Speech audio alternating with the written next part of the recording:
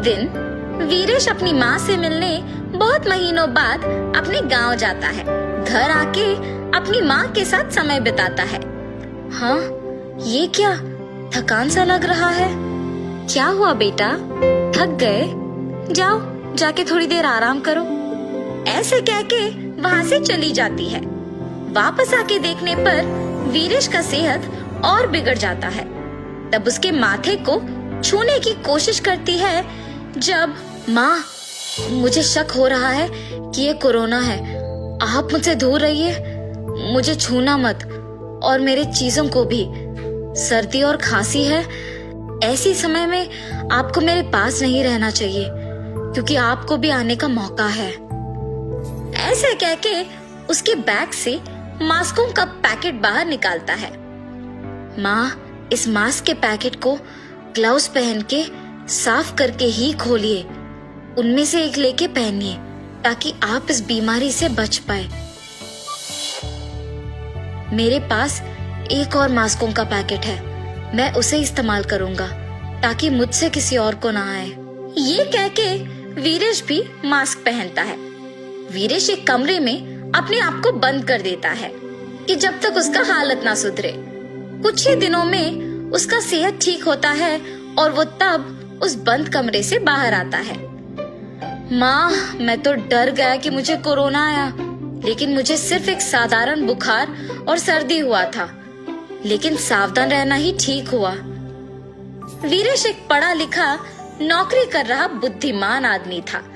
सिर्फ शक आने पर अपने आप को बंदी करके सारे नियमों का पालन करके तभी बाहर आया जब उसे यकीन हुआ है कि वो ठीक हो गया और उसे सिर्फ एक साधारण बुखार और सर्दी था।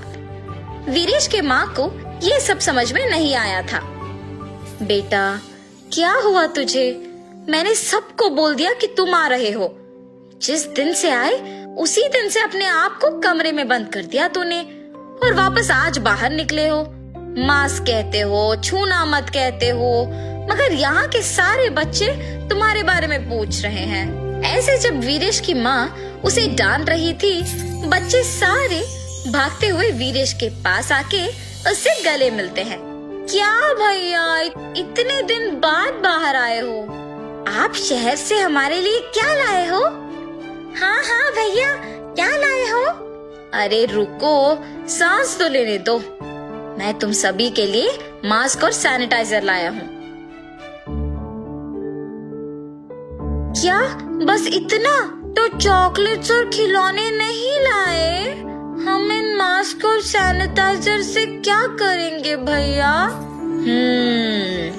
मेरी माँ भी यही कह रही है और अब तुम सब भी। ठीक है, ध्यान से सुनो। माँ, आप भी, आप तो पाठशाला में अध्यापक हो ना?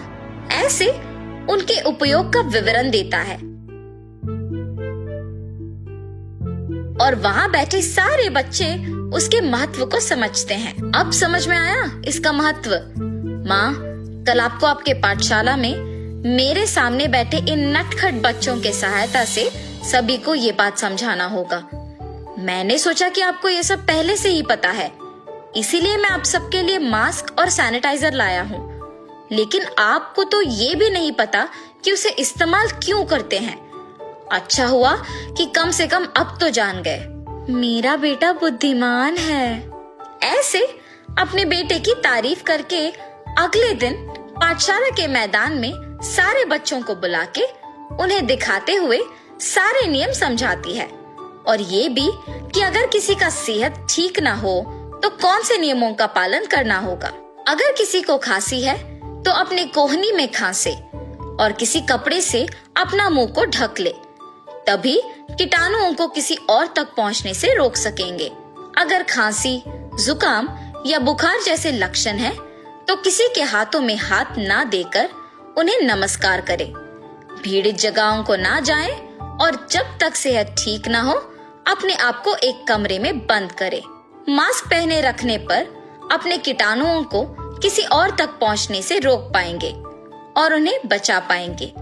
हर रोज अपने मुंह को छूना, आंखों को छूना, नाक को छूना, ये सब करना कम कर देना होगा। जितनी बार हो सके उतनी बार अपने हाथों को पानी और साबुन से 30 सेकंड तक धोना होगा। अल्कोहल से बनाए हुए सैनिटाइजर का इस्तेमाल करें और हमेशा उसे अपने पास रखें और इन सारे नियमों का पालन कीजिए। अगर आपके अड़ोस पड़ोस को या अपने जान पहचान वालों का सेहत खराब है तो उन्हें भी नियमों का विवरण दीजिए और एक अच्छे नागरिक का जिम्मेदारी निभाइए। ऐसे वो सभी में एक जागरूकता पैदा करती है। वीरेश की माँ फैसला करती है कि निश्चित रूप से वो गांव में मौजूद सभी को, छोटे बड़े बच्चे और बूढ़े, सभी को इन नियमों के बारे में बताए।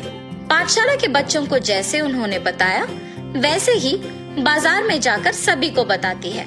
जब वो बता रही है उनके बगल में बाकी लोग उसे करके दिखा रहे थे। ऐसे मंदिर में, अस्पताल में, गांव में सभी को इसका विज्ञापन करती है। वीरेश और उसकी माँ के प्रयासों को देख उस गांव के मुखिया मास्कों और सैनिटाइजरों को ज्यादा मात्रा में मंगा के उन्हें हर घर को बांटते हैं। ऐसे उस गांव के लोग इस जानलेवा बीमारी को लड़ने के लिए तैयार रहते हैं।